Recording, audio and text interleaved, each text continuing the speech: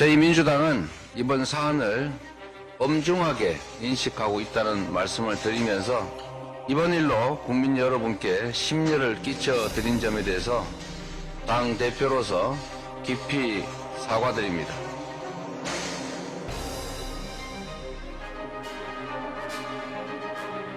송영길 전 대표의 조기 귀국을 요청했다는 말씀도 드립니다. 모두가 아시는 것처럼 이번 사안은 당이 사실 규명을 하기에는 한계가 뚜렷합니다. 그래서 수사기관에 정치적 고려가 배제된 신속하고 공정한 수사를 요청합니다. 이번 사안을 심기 일전의 계기로 삼아서 근본적인 재발 방지 대책도 확실하게 마련하겠습니다. 돈봉투 의혹 사건으로 뒤숭숭한 민주당, 지금 보신 것처럼 이재명 대표가 이번 사안과 관련해서 사과 입장을 내놨습니다. 민지숙 기자, 영상 보니까 이렇게 고개 숙여서 이렇게 사과를 하네요. 맞습니다. 하지만 이 앞서 이재명 대표 민주당 돈봉투 의혹 관련해서 계속 공식 입장을 내지 않아서 조금 비판을 받아왔습니다. 이 송영길 전 대표가 대선 경선 때 본인을 밀어줬기 때문에 침묵하는 거 아니냐 이런 지적도 나왔었는데요. 이심 송심이다 이런 비판의 목소리가 나온 가운데 이 압수수색 닷새 만인 오늘 오전 이 최고위 회의에서 앞서 보신 대로 고개 숙여 공식 사과를 했습니다. 이 사안의 전모가 밝혀진 건 아니지만 입장 표명이 필요하다고 판단했다라면서 고개를 숙였는데요. 그러면서도 이 당에서 사실관계를 규명하는 건 한계가 뚜렷하다면서 이 수사기관의 신속한 수사를 요청한다. 이 공을 검찰로 넘겼습니다. 김준일 에디터, 지금 오늘 사과 나온 게 의혹 터지고 닷새 만이에요. 어쨌든 점점 갈수록 이 파장 커지는 거 이거 의식 안 할 수는 없었겠죠. 그렇죠. 처음에는 뭐 이재명 대표도 그랬고 여러 좀 중진 의원들이 이거에 대해서 타이밍, 이 시점에 조금 국정 전환을 하려는 타이밍 아니냐, 국면 전환을 하려는 타이밍 아니냐, 뭐 이런 식으로 이제 좀 얘기를 했지만은 언론 보도로 그 음성들이 너무 뚜렷하게 나오고 뭐 실명은 나오진 않았지만은 삐 처리해가지고 막 이런 것까지 나왔다라고 본다라면은 이게 부인할 수가 없는 상황이 돼버린 것. 그렇다면 보면은 이게 이제 한동안 계속 이게 이제 당에 부담이 될 거라는 거를 인식을 했기 때문에 고개를 숙여 사과를 안 할 수가 없었고 아마 이번 한 번이 아니라 여러 차례 지금 사과를 해야 되는 지금 국면이 되지 않을까 그렇게 보여집니다. 근데 저는 이제 이종근 실장님께 여쭤보고 싶은 게 이 이재명 대표의 타이밍, 사과의 타이밍 그리고 방법 그리고 이제 당에서의 어떤 조사는 배제하는 이런 발언들 이런 것들을 좀 어떻게 평가하시는지 좀 궁금합니다. 가장 중요한 게 타이밍을 놓쳤어요. 사실 정치는 타이밍의 예술이다 그렇잖아요. 2012년도를 제가 한번 예를 들어볼게요. 2012년도에 똑같은 사건이 있었어요. 당시에 민주당이 전당대회가 있었고 오마이뉴스가 특종을 합니다. 민주당의 당시 전대에 나온 후보가 영남권 지역위원장들한테 돈봉투로 돌렸다라는 특종이 나오거든요. 네. 그때 당시에 바로 다음 날 원혜영 공동대표, 민주당 공동대표가 바로 성명을 발표합니다. 우리 진상조사 하겠습니다. 네. 탁탁 털어서 국민 여러분께 진상을 밝히겠습니다. 하루 만에 그렇게 대표가 나섰거든요. 이번에 5일이 걸렸어요. 5일 동안 언론들이나 혹은 상대 여당이나 모든 어떤 그런 그 비판적인 시각들은 뭐냐면 자신의 방탄 때문에 사과도 못한다. 네. 이렇게 지금 쌓여갔거든요. 그래서 이번 그 진상조사도 뭐 이 검찰, 그러니까 이 수사기관에 맡긴다. 이것도 사실은 어쩔 수 없는 어떤 상황이 아니냐. 만약에 진상조사를 꾸며서 제대로 이렇게 그 발표를 못하고 따져봤더니 아무도 없더라. 이렇게 나오면 2배, 3배로 비판을 받는다는 거죠. 셀프 면책을 했다. 또다시 자신만이 아니라 이런 그런 그 전체 의원들도 방탄을 완전히 한 게 아니냐. 이것을 두려워해서 스스로 이 진상조사도 못하게 된 거 아니냐. 그러니까 무엇을 하더라도 지금은 비판받는 그런 형국이 돼버렸다는 겁니다. 자, 관련해서 대표도 사과를 했지만요. 지금 민주당 내에서는 송영길 전 대표의 귀국을 종용하는 목소리가 점점 더 높아지고 있습니다. 관련 목소리 좀 듣고 오겠습니다. 송영길 대표가 조기 귀국해서 한국에 들어와가지고 이 문제에 대해서 설령 본인이 몰랐다 할지라도 그것이 일탈행위라고 하는 게 진실이라 할지라도 그것이 송영길 대표 선거 때 만들어지는 거거든요. 그렇다면 거기에 최소한 정치적 책임 뭐 이런 것들은 정치인으로서 져야 되는 문제겠죠. 송영길 대표는 이제 당 대표를 했고 큰 정치인이니까 여러 가지 이런 사안에 대해서 본인이 잘 심사숙고해서 판단하리라고 저는. 기억하는 문제까지를 포함해서 네. 뭐 송영길 대표가 본인이 판단할 문제라고 봅니다. 본인이 나갔던 선거에 본인 주변에서 일어난 문제고 그게 당에 지금 치명적인 타격을 입히고 있고 이런 상황에 본인이 와서 지금 뭐 자기가 아는 범위 또 자기 주변에 있던 사람들이 사실을 지금 그대로 고백할 수 있게 그래서 책임질 사람 책임지고 빨리 정리가 돼야지 그냥 무슨 뭐 외국에서 어떻다라고 얘기하면은 그거는 지금 비겁한 태도죠. 김준일 에디터. 송영길 전 대표는 나 7월에 일정 끝나니까 그 일정 끝나고 들어가겠다 이런 입장이었는데 보시다시피 하루 이틀 지나면서 송영길 전 대표 귀국을 요하는 목소리가 계속 커져요. 여기에 좀 응할 가능성이 있을까요? 좀 마음이 좀 변했을까요? 일단 7월까지는 버티기 힘들지 않을까 그렇게 보여집니다. 왜냐하면은 지금 뭐 이거는 친명 비명 뭐 이런 개파와 상관없이 이재명 대표를 비롯해서 지금 모두가 다 요구를 하고 있고 그 요구가 굉장히 상식적이거든요. 본인은 뭐 이정근 사무부총장의 개인적 일탈이라고 얘기를 하지만은 모든 이득은 다 송영길 대표가 보는 것이고 송영길 대표가 당 대표가 됨으로 인해서 이분들한테도 이때면 자리가 간다라든지 정책인 뭐 수석 부의장이라든지 뭐 사무총장, 사무부총장 이런 자리들이 간 거 아니에요. 네. 그때 분들은 정말 몰랐을까. 게다가 그 녹취록에는 송 대표한테 얘기했다. 뭐 이런 것도 나오는 거고. 송 대표의 보좌관한테도 이정근 사무부총장이 문자로 뭐 이렇게 해서 뭐 완료했음 뭐 이런 것들이 같다라고 본다라면은 이거를 뭐 모른다고 하더라도 굉장히 무책임하게 보이는 거죠. 그래서 아마 다만 이게 이제 지금 당장 들어오기에는 여러 가지 상황을 좀 봐야 되니까 이르더라도 5월 아니면 6월 정도에 들어오지 않을까. 조금 검찰 수사 상황을 보면서 조금 본인에게도 본인의 일정이 있으니까 그런 좀 조율을 하면서 들어오지 않을까 그렇게 보여집니다. 그러면 지금 상황이 이제 이런 상황에서는 일정을 다 끝내고 들어오기는 좀 힘들다. 좀 일찍 좀 귀국을 할 것 같다. 이렇게 예상을 하시는군요. 예. 자, 허지원 변호사. 조금 전에 이종우 시장이 잠깐 얘기했지만 민주당은 자체적으로 진상조사는 하지 않겠다고 했어요. 그 배경이 뭐예요? 일단 지금 검찰에서 갖고 있는 증거가 녹취예요. 음성 네. 녹취인데 이게 한두 개가 아니라 3만 개고 네. 당사자가 말한 육성으로 그대로 녹음이 돼 있고 뭐 이름, 실명들도 거론이 되고 있는 너무나 명백한 증거를 갖고 있습니다. 그렇기 때문에 민주당 측에서는 무엇을 어떻게 하든 검찰이 조사하는 것 그 이상의 결과를 내놓기 어려울 것이다. 이렇게 판단을 하고 있는 걸로 보이는데요. 오늘 최고위 직후에 권칠승 민주당 수석 대변인이 수사권이 부여되지 않은 상태에서는 이 실효성 있는 결과를 내놓기가 어렵지 않겠나는 게 중론이다 이렇게 얘기를 했거든요.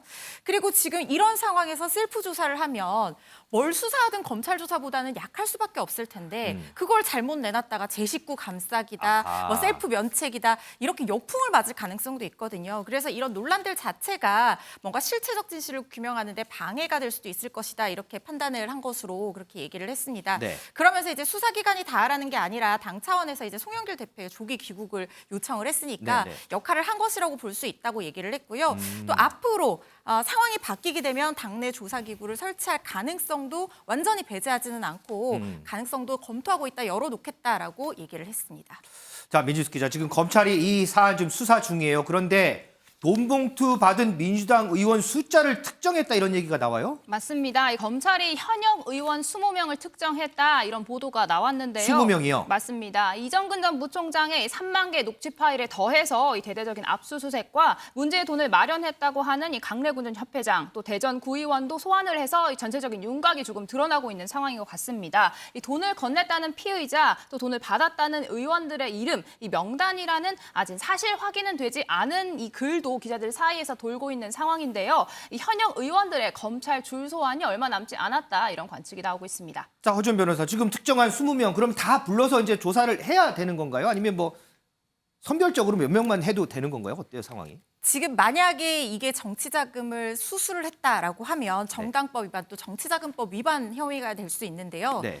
이 관련법에서는 받은 사람들도 다 처벌하도록 규정을 하고 있어요. 그렇기 때문에 지금 20명 특정했다고 하고 뭐 더 이상 나올 수도 있는 것인데 네. 이렇게 특정되는 사람들은 정당법 내지는 이 정치자금법 위반의 피의자가 되는 겁니다. 당연히 피의자 소환 조사는 필수적으로 진행돼야 되는 절차죠. 그렇기 때문에 이렇게 특정되는 의원들이 줄줄이 소환될 가능성 배제할 수 없어 보입니다. 그러면 검찰이 지목한 특정한 인물들은 다 검찰 조사를 받아야 된다 이렇게 봐도 되겠군요? 네, 그렇게 보셔도 될 것 같습니다. 자, 이런 상황에서 국민의힘, 민주당에 대한 공세에 열을 올리고 있습니다. 목소리 좀 듣고 오겠습니다.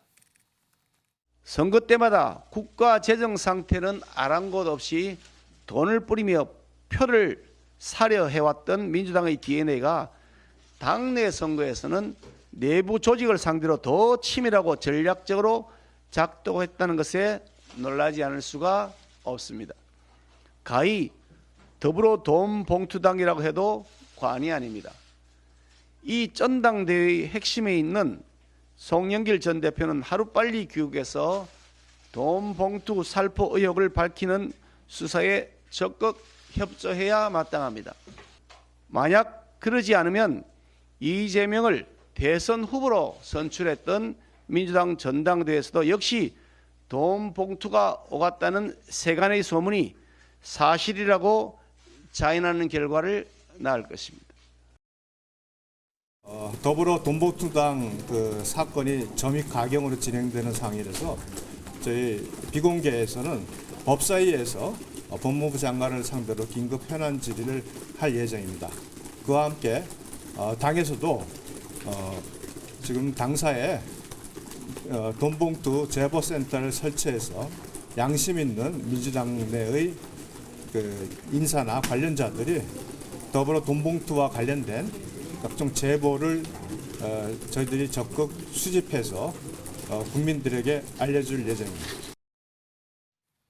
이종훈 시장님, 지금 국민의힘 계획대로 법사위에서 긴급 현안 질의가 된다면 이거는 이제 민주당이 답하는 게 아니고 한동훈 법무부 장관이 출석해서 이걸 답을 해야 되는 거죠? 네, 그렇습니다. 당연히 한동훈 법무부 장관에게 이런 질문을 하겠죠. 이런 돈봉투와 관련된 수사가 어디까지 진행이 될 거며 그리고 앞으로 어떤 식으로 수사를 할 것인가에 대한 검찰의 수사를 법무부 장관한테 물을 수가 있겠죠. 그래서 이것을 정치 쟁점화하겠다라는 의도가 분명히 있습니다. 또 한 가지 얘기한 게 그거잖아요. 제보를 받겠다. 네. 그런데 사실 상식적으로 납득이 안 가죠. 상대 당인 민주당 내에서 벌어진 일인데 그것에 대해서 어떻게 상대 당인 또 국민의힘에 제보를 할 수가 있을까? 이렇게 생각들을 하실 거예요. 그런데 그렇죠. 가능할 수도 있습니다. 왜냐하면 왜요? 총선 1년 전이기 때문에 그렇습니다. 총선 1년 전이라 이렇게 생각을 해보죠. 20명을 특정해냈다고 했잖아요. 뭐 언론에 그러면. 네네. 그럼 20명의 지역구입니다. 비례의원들한테는 돈을 줄 이유가 없어요. 왜냐하면 조직이 있기 때문에 지역 당 그 의원들을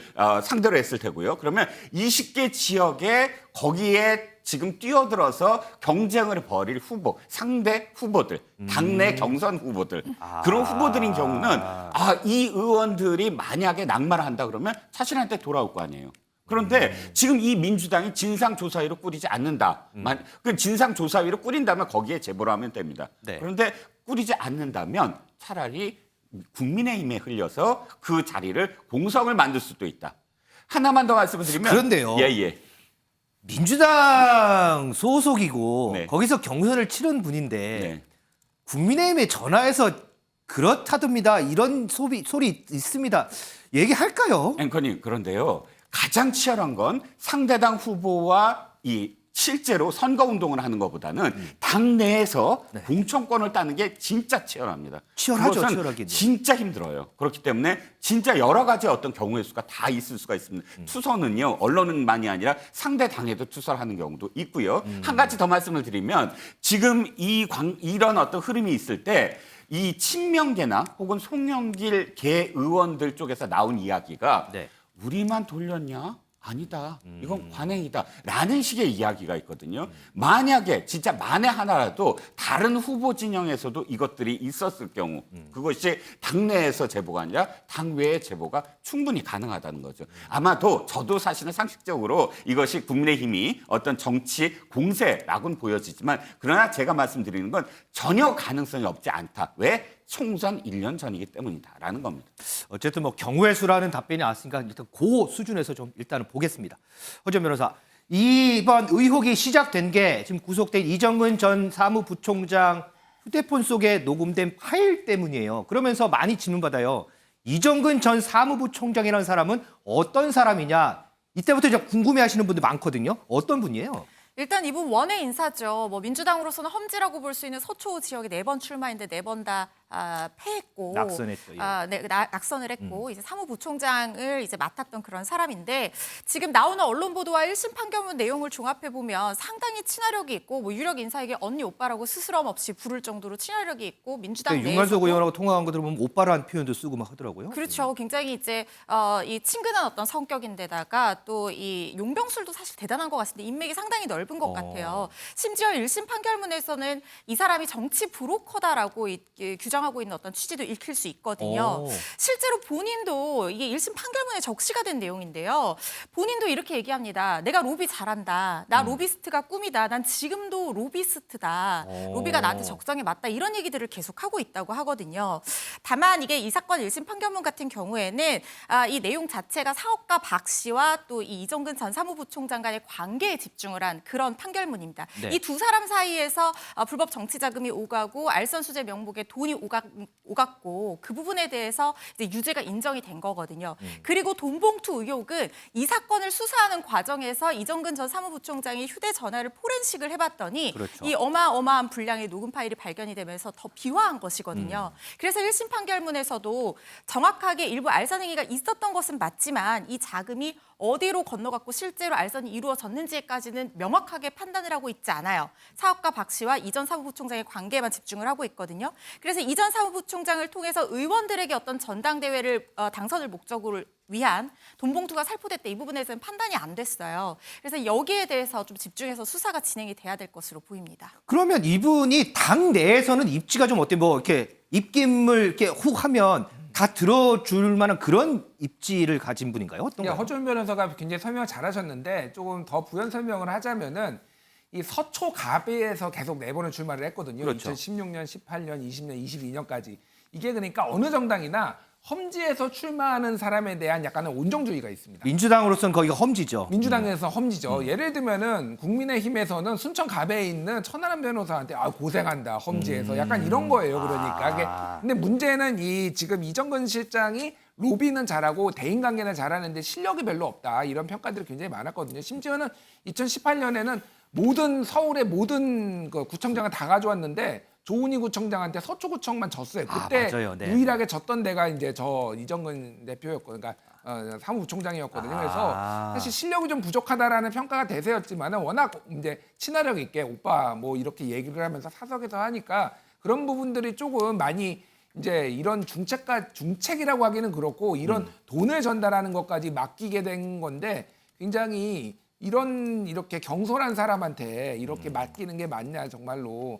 아마 이게 저는 뭐 범죄를 옹호하고 그런 게 아니라 아마 그쪽에서는 감춰야 되는 쪽에서는 아마 땅을 치고 후회할 겁니다. 예. 알겠습니다. 자, 지금까지 민주당 돈봉투 의혹 사건 저희가 살펴봤고요.